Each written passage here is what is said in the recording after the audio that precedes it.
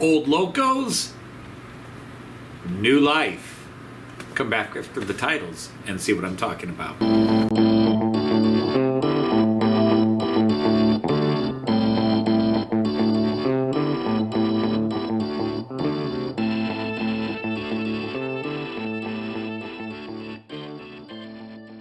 Hey everybody, Anthony Dodge from Train Outsider, the Merklin Outsider, a Night of the Rhomboid table here with another analog to digital video. Been doing a lot of them, but I'm slowly winding down to the end. Recently, I picked up a Class 89 loco. This is Merklin model number 3000. It's about 50 years old, 45, 50 years old. And I got it for very cheap, $30. And it works in analog just fine, but I want to make it digital, and I'm going to do something special with it by the end of this year. I'm going to paint it up and make it a Christmas loco to go with all the Christmas locos I've been picking up. And while I was at it, I picked up a couple of the 60906 decoders, and so I'm going to convert another one of the KLVMs, which will leave me 2 more to go, plus one more little diesel shunter, what is it, DHG, Henschel DHG 500, I think it is. And so that's it. After this video, only 3 more to finish the converting everything from Herb or a couple of the other things I picked up. Anyhow, let me show you the locos real quick and then get to the conversion. Here are the 2 new patients. This is one of the KLVMs from the Herb collection. It's another black one, although this is a special one. It's number 3090. The KLVMs, if you don't know, are not an actual locomotive. They're just based on some various shunting locomotives, and they were designed to be low price point, easy startup. Usually, modern versions of them would have lights, but otherwise there's nothing to them. No smoke, no sound, no lights. They're just a very basic starting loco, but they're blocks of concrete. They're just indestructible. They will run forever if you do even the minimum of maintenance. And then I picked up, as showed in the opening, a Merklin number 3000. This guy looks in rough shape. But actually, again, this is a block of concrete, a small brick. These guys are indestructible. This was very inexpensive, $30, $29.99. Now, the paint that has the running numbers on it is rubbed away, and it could use a decent cleaning. But the interior is immaculate. It is in great shape. And I'm going to paint this one. I'm going to make this a Christmas-themed loco. So I'm kind of leaning towards silver and gold. Although I may turn around and do something green and red. But since the other little steam Christmas loco is basically red and green, I'm leaning towards silver and gold here. So we're going to just make it a Christmas loco to run during the Christmas holidays from now on. So anyhow, they both have the Merklin Alstrom motor, which means they both can be converted with the 60906 decoder. So let's get to that. All right, so 2 new decoders. That new steam locomotive that I'm going to use as a Christmas locomotive. I'll eventually repaint the shell when I'm feeling confident enough to do it. And since I've got 2 decoders, I've got another one of these KLVMs. I've done several of these. So, and I've still got 2 more after this one that need decoders. And then, of course, I've got the decoders here.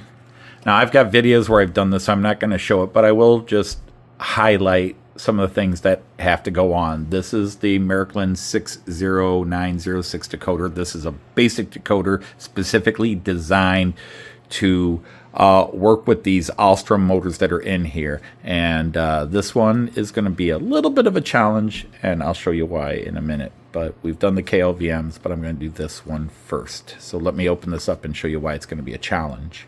I've removed the shells, and the reason I say this one's going to be just a little bit of a challenge, that's for me, not for anybody skilled at doing this. You can see here, although with these you've got this thick metal ridge in the way, there's still quite a bit of space here to work and access the wires and tuck wires in. This is, I hope you can see that, yeah. This is a very tight space, and it's going to be very interesting trying to sort that all out and make it work. That's not a lot of space to work in, and I'm going to have to be very, very Spartan with the wiring, which is not what I usually do. I like to leave a little bit of slack with the wiring, but I will do this. And in case you're new to the channel, I do have videos where I try to show the whole process, but this is a relay motor. The main motor is here, but this is a relay, and what this does is it picks up power from the rails. Now this is 3-rail again, okay? So got the ski. So this is 3-rail. And what happens is when it notices a change in electrical flow, it pops and changes. This little bar changes. Every time you click it, it changes the direction of the motor. You can see a little pin here goes, and that just changes the direction of the motor. So as you can see, 1 minute it's here, 1 minute it's there. And that just changes the polarity of the motor and thus the direction of the loco. So a little bit different, but all I have to do is take out that screw that you can see right back there. That's what mounts this onto the chassis. And then I have a few wires to cut, and then I have to trace them to follow the wiring diagram, and I'll pop a copy of the wiring diagram up here because more than half the wires on the decoder you don't use, because this is a base decoder. This it can control lights, but as done with these Alstroms, it does not connect to sound or anything else. But if you have a smoker unit, you'd use one of the wires and so forth. So we're going to leave this alone and remove this. And what's cool about these is the decoder and its mounting plate are designed to fit in the same space this relay fit in. So it's designed to fit in here. And they use these Alstrom motors in their biggest locomotives and their tiniest. It was an extremely popular, and based on my experiences, it's a beloved motor. They're very strong, and they are very reliable for years and years and years. This model is at least a 50-year-old model. Okay, so I'll show you how I got with it. All right, so just a quick shaky look at the wiring diagram. Here's all the wires. There's actually an additional orange wire here on the decoder. I'll show that to you right there. So I don't know, I'll try to maybe throw the decoder on here. And then you have all these lines here. Now, if you have the automated uncoupler, one of the wires go there. The other wire acts as a circuit completion for anything else you might have. If you have a smoker unit, which this doesn't have, this second wire on the side comes up and connects to the ground. Or not the ground, but the, well, yeah, the ground. And then yellow and gray lines are lights. The purple doesn't go anywhere. You just snip that out. And then the blue and green are to the motors. And then you have the brown, which is your grounding wire. So you find a spot on the motor to attach that. It can be a little interesting at times. There are places on the motor where you're supposed to attach it, but it seems to be done differently on different versions of this motor. And then the red is your hot, your negative coming, or positive coming up from the slip here. And what I usually do is take the wires already attached to the motor and splice them onto these, but a lot of excess wiring here. But yeah, that's where it goes. So blue and green are your directional wires on the motor. And then there are many different ways the lights can be connected. So you have to see, do you have to have a ground attached to the light, or do you just connect that? But there is a line running from a spot on the motor to here. So we'll double check and see if that is the ground or if that's actually the power wire. But I think the ground is beneath it. Okay, so I think that really is the power. But yeah, we're just going to disconnect all that and splice them onto these wires. I splice when I can rather than try to just take out the entire wire. It just makes it a little easier for me that way. So I'm just going to trim these down and then splice them where they go and remove the wires I don't need. So like these two orange, off they go. The purple, off it goes. The top two here, this green and brownish and this red and brownish, off they go, not needed. All right, so a jumbled mess of wires. We've connected the red negative or positive hot wire to the one coming up from the shoe. The two motor wires. Now I haven't sealed them in because it's possible that I've got these reversed. It was hard to tell which one is forward and which one's back. So I go with the standard, which is blue to the right when you're looking down the motor this way. It's usually blue is on the right for forward. Or I'm sorry, yeah, blue is on the right for forward. Green is on the left. But if it goes the wrong way, I just switch those two wires and everything will be good. And I've attached the ground, the brown wire down here, the black wire which attaches to this, and then I'll have to fold that in carefully. The nice thing is the decoder is much smaller than the relay, so I have room to tuck in all this spare wiring. And I've attached the yellow. Now I've left the gray intact. Usually the yellow is for front power.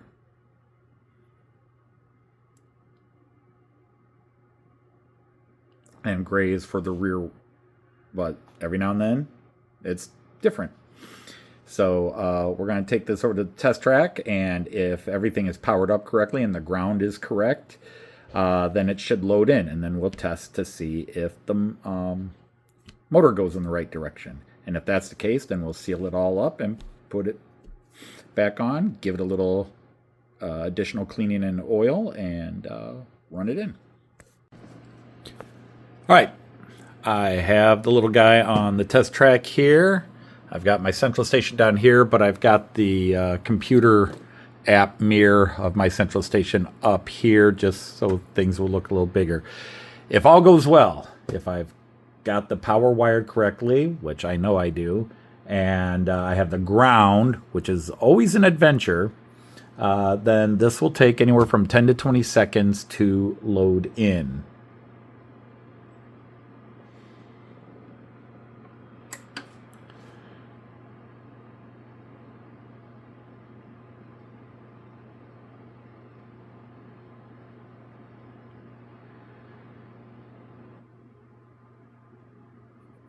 And there we go, it's loading in.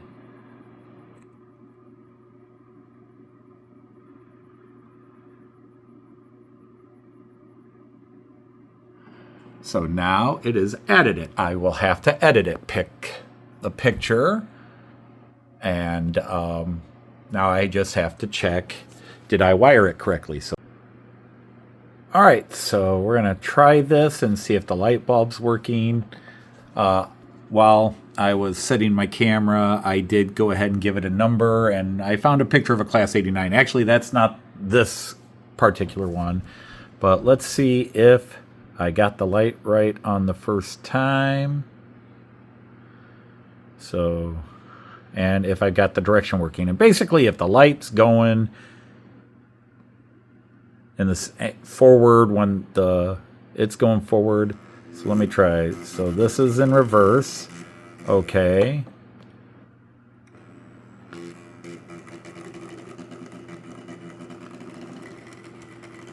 All right, we're gonna have to mess with that a bit. That didn't quite work. All right, so I have managed to get the light on. We're clearly going, and it's going forward. So the light is working in the direction of forward. Obviously, it's going to need a little work and running in. I got a lot of stuff here. But it's definitely touchy. All right, so now I've moved on to the KLVM, and yep, just everything wired. Easier, more room. So I'm going to go put this on the test track and see if that goes. It is on the programming track. I think I said test track a minute ago. It's on the programming track. Front end facing that way. So we're going to click and see how long.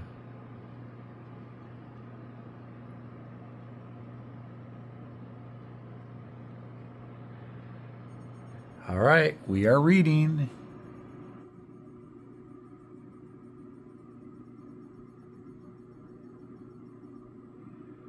And installed. So I'm going to go ahead and edit the picture and everything else, and then we'll come back and see if it works.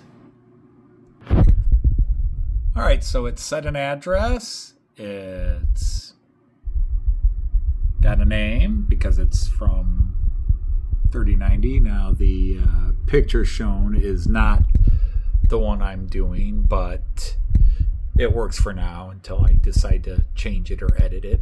So now the big test is, will it go in the correct direction when I start it?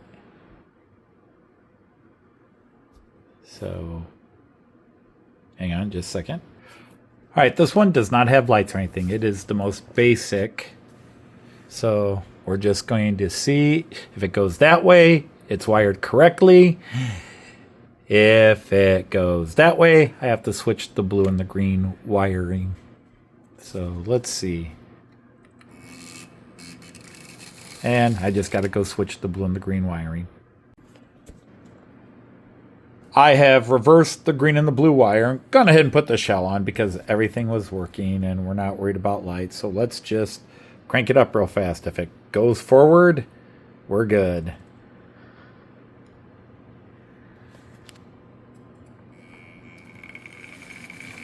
Need a little encouragement. Should have given it more space. Let's move it down here. There we go. All right. So we're going to run these two guys in. I'll show you a little of that. And two more guys have joined the fleet. All right. So we are just running them both in. This is the KLVM.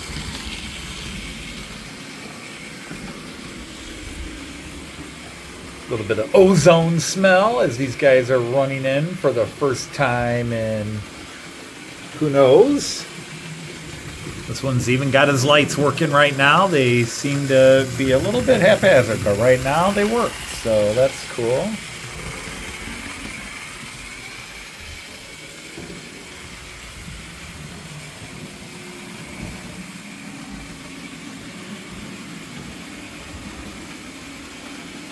But yes, two more added to the fleet.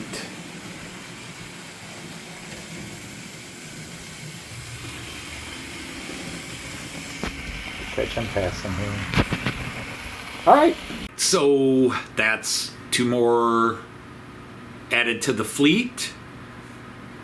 The KLVM, very nice. It's a more recent one. It came in the more modern Miraklin box and number, but still a 4-digit number, number 3090, which is also the running numbers they give it. And then that Miraklin number 3000, which is going to get a lot of attention in the next few months. So quite happy to have them both added to the fleet. And I'm going to end the video here with a little bit. I'm going to pick a couple of just coaches or something to let them pull and let you see them in action pulling a little bit of stock. So until the next time, I'm going to say Auf Wiedersehen, tschüss, and happy trains. Take care, everybody.